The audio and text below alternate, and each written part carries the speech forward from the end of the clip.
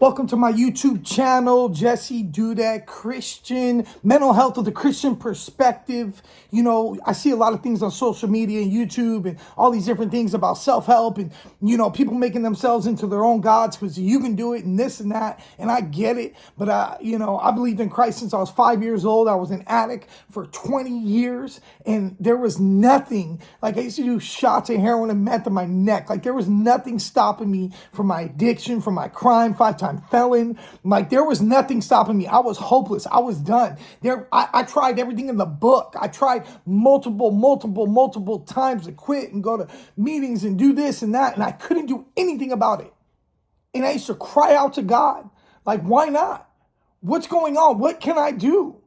And I had to come to the realization when I finally got clean at 34 years old because I had a 5-year prison lid and I'd done 3 years in jail. And I'm like, okay, all these certain circumstances happened to where God finally set me free, but it was years and years of prayer. You might be in a situation where you're feeling depressed, where you might be in a situation where you're going through some mental health issues. You might be in a situation where you're in a drug addiction and alcoholism. You might feel hopeless and you might have tried so many times. But I want to tell you today, do not give up. It is in his timing.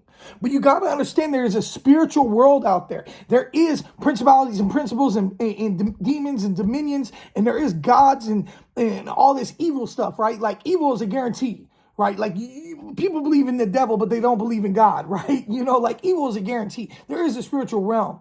But I want to tell you that if you cry out to the true God, Jesus Christ, God came down as a man through his son right here, Matthew chapter 1, verse 23. Behold, the virgin shall be with child and bear a son, and they shall call his name Emmanuel, which is translated God with us. God is with us if you choose him. If you choose to have God in your life, he will be there for you. Now, I prayed for years and years for God to take drugs away. I prayed for years and years for God to heal me. And it took years and years of prayer for God to heal me. So if you're in a position where you feel like, man, I've tried so many times, I've tried this, I'm just going to give up, or this is what it is. I got to the point to where I had people tell me, my mom told me, look, man, you're just going to be my drug addict son, and I'm just going to be the mom that comes pick you up. Like she had resigned to the fact that that's all I ever was going to be. I was hopeless, man. So if you're hopeless and if you're out there and you need some reassurance, I can tell you, if you do not give up and you cry out to God in Christ Jesus, and you cry out, it may not happen like that, like they say. It may not happen like all these self-help, like you could just stop, you could just quit, you're going to be all right, and you need to do this, and you need to do that. And it's like, man, I can't do none of that because I'm just a dope fiend addict loser. Like, what are you talking about? But God in the Old Testament, every time they're in trouble, he says, just stand still and let me work.